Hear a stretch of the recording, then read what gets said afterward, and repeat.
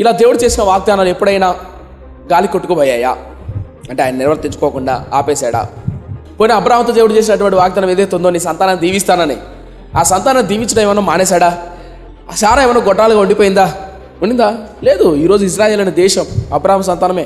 దావీదుతో దేవుడు వాగ్దానం చేశాడు, నోవాహుతో దేవుడు వాగ్దానం చేశాడు, మన పితరులతో వాగ్దానం చేశాడు, పేతురు 12 మంది శిష్యులతో వాగ్దానం చేశాడు, నా ఆత్మను మిమ్మల్ని నింపుతానని వాగ్దానం చేశాడు, మీరు అనేకులకు సాక్షికరంగా బ్రతుకుతారంటాడు వాగ్దానం చేశాడు, బూదిగంతాల వరకు నా కొరకు మీరు బ్రతుకుతారని వాగ్దానం చేశాడు. ఈరోజు క్రైస్తవం అన్నటువంటిది బూదిగంతాల వరకు ప్రాకిపోయి క్రైస్తవం అద్భుతమైనటువంటి మార్గంగా అనేక దేశాలు అనేక ప్రాంతాలు ఉందంటే ఆ రోజు ఆయన చేసిన వాగ్దానం కాదా? కాదా? ఎస్. మిమ్మల్ని అనాథలుగా విడువను, మీకు తోడై ఉంటాను, మిమ్మల్ని ఆత్మతో నింపుతానని ఆయన వాగ్దానం చేశాడా? ఆత్మతో నింపలేదా?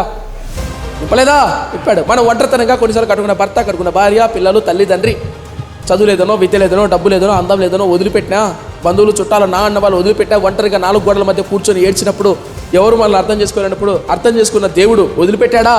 ఓదార్చలేదా? ఆదరించలేదా? మరి ఆయన వాగ్దానం ఎప్పుడైనా తోసివేశాడా? లేదు. కానీ మనం చేసేట తీర్మానాలు దేవునితో అవి గాలి గుడిపోయింటాయి.